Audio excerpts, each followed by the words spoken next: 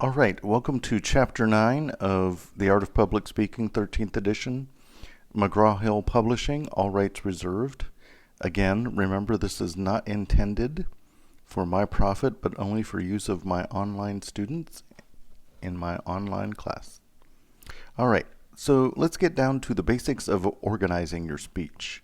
And what we're going to be talking about today is the way to achieve a particular result with the audience that you're trying to reach.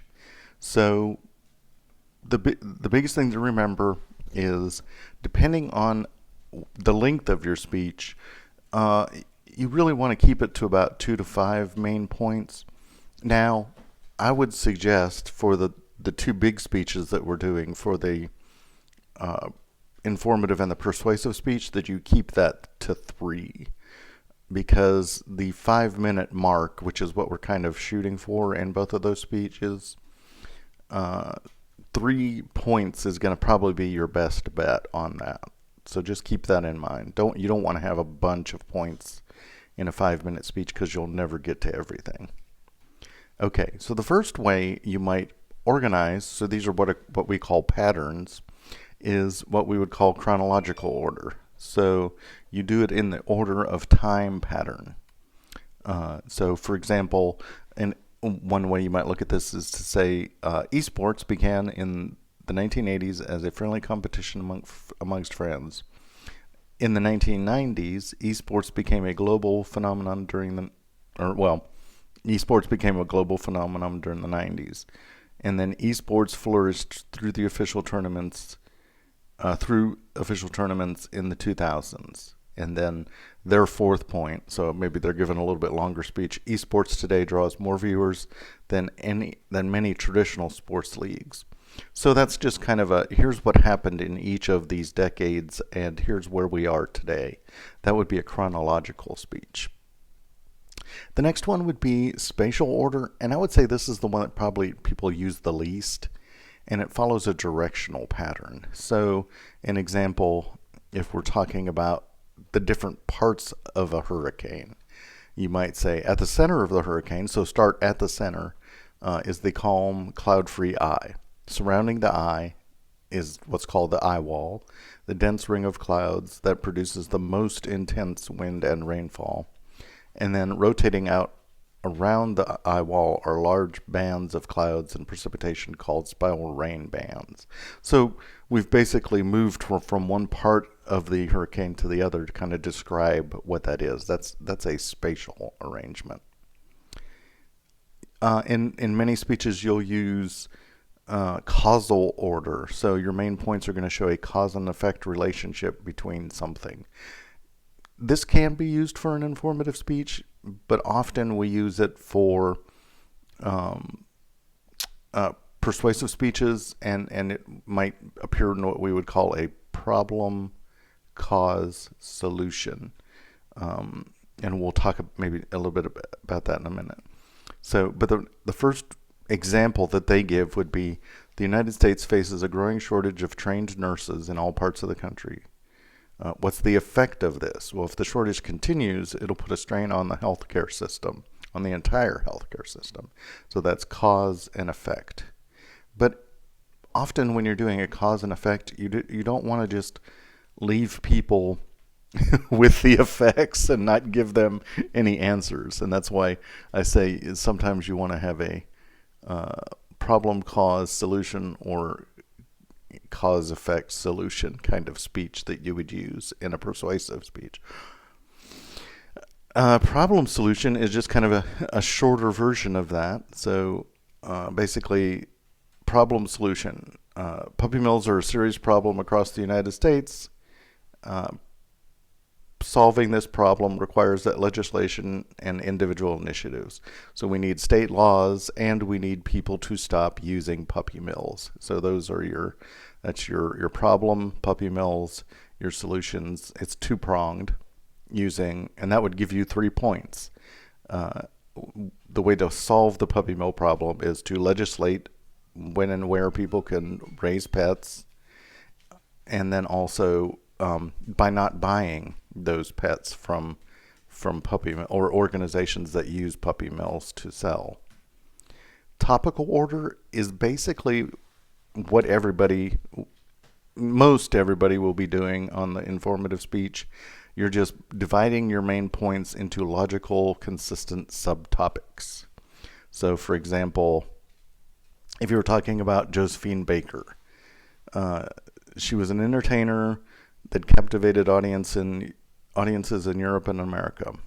As a spy, Josephine Baker gathered information on Nazi activities in France during World War II.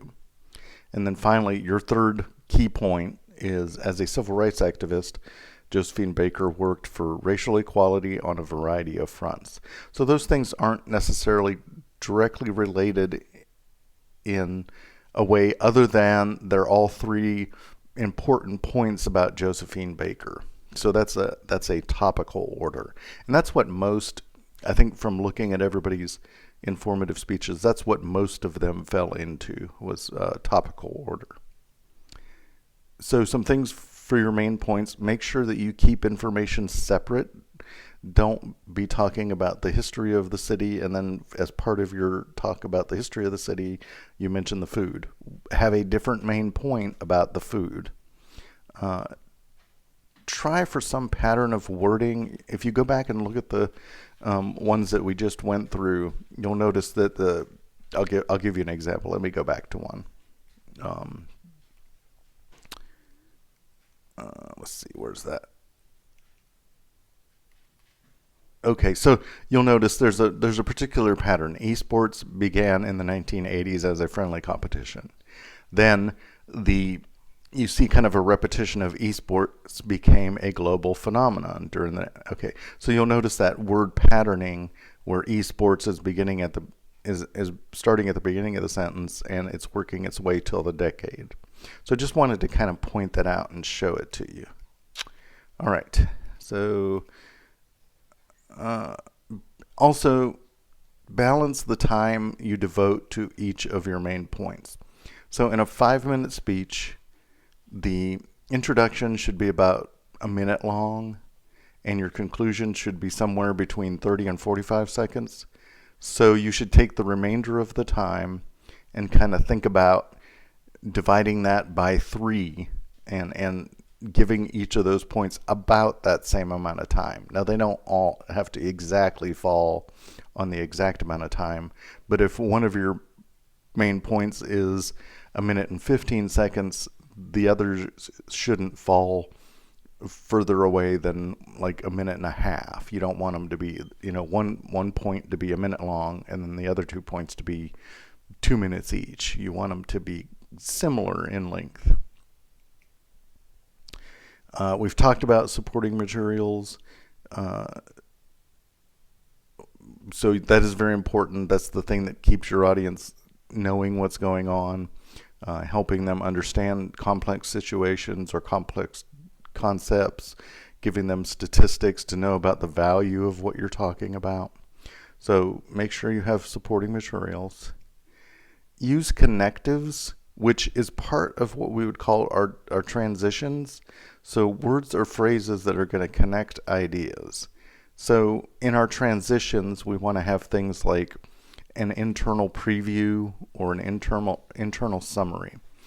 Go back and watch the glaucoma video that's posted in the content section, because you'll notice he does a great job of internal preview and an internal summary inside of his transitions. One example would be, now that we know what glaucoma is, summary, let's talk about who it affects, preview. So those kind of things are helpful to your audience. And then signposts are just things that allow your audience to know where you're headed. So it's kind of helpful to do that for your audience. Here's some examples. Let's go through these. In discussing how Asian Americans have been stereotyped in the mass media, we will first look at the origins of the problem, and then second, on its continuing impact. And that's even a preview of your next your next 2 points. So you don't even have to necessarily just review the last one and preview the next one. You can actually move forward and let your audience kind of know, here's my plan. And you kind of do that in your thesis/preview part of your speech. You give them a preview of all 3 of the main points that you're going to be talking about. Internal summary is summarizing the preceding points. So, in short, palm reading is an ancient art developed in China more than 5,000 years ago. It was practiced in the classical Greece and Rome, flourished during the Middle Ages, survived the Industrial Revolution, and remains popular today in many parts of the world. That's a summary of everything that you've gone over. So that helps your audience remember. Now remember, we're using repetition inside of a speech to help the audience remember the point of what you were talking about. So summaries and previews are part of that valid repetition. Signposts can be used in this way. It's a way of keeping your audience abreast of where you are. So the first cause of this problem is inefficient agricultural production. The second cause of this recurrent drought is recurrent drought in the affected areas, and the final cause is mismanagement of available food by the local leaders. So there you've got signposts: first thing, second thing, final thing. Okay, so that is Chapter 9, and again, let me know if you have any questions. I'll be glad to answer them. Thank you very much.